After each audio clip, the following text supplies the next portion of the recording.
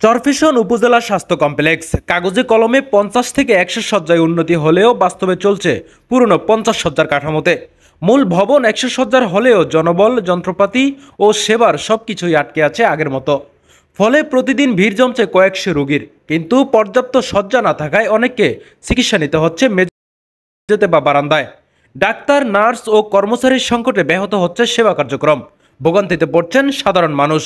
এই অবস্থায় দ্রুত অবকাঠামো উন্নয়ন, পর্যাপ্ত জনবল নিয়োগের পাশাপাশি দালাল মুক্ত হাসপাতাল চায় চরাঞ্চলের মানুষ। তাদের দাবি ঘোষণার বোর্ডে নয়, বাস্তবে যেন পূর্ণাঙ্গ 100 শয্যার সেবা নিশ্চিত হয়।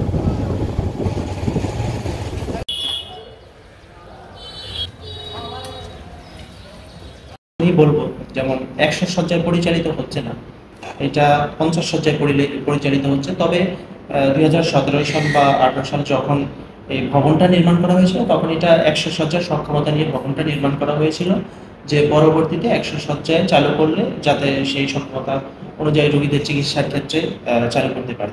সেই হিসাবে আমি শুধু বলবো যে 100 শয্যার শুধু ভবনটাই আছে, কিন্তু এখানে এখনো পরিচালিত হচ্ছে 50 শয্যার কার্যক্রম।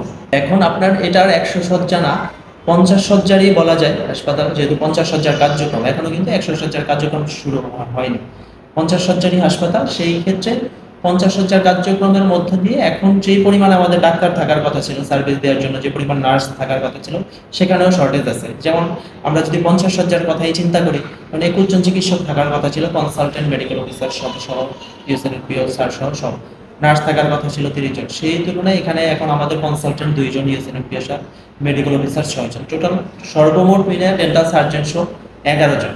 তো এত বড় একটা উপজেলায় দেখা যায় যে আপনার রোগীর চাপ তো আপনারা নিজেই দেখতেছেন।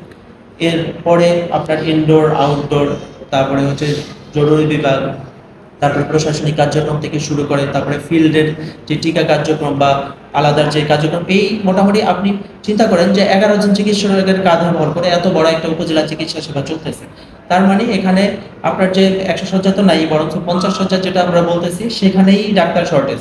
21 জন ডাক্তার যে চিকিৎসাটা দিত, সেখানে 11 জন ডাক্তার তার চিকিৎসায় আপনার সার্ভিস তো একটু কম পাবে।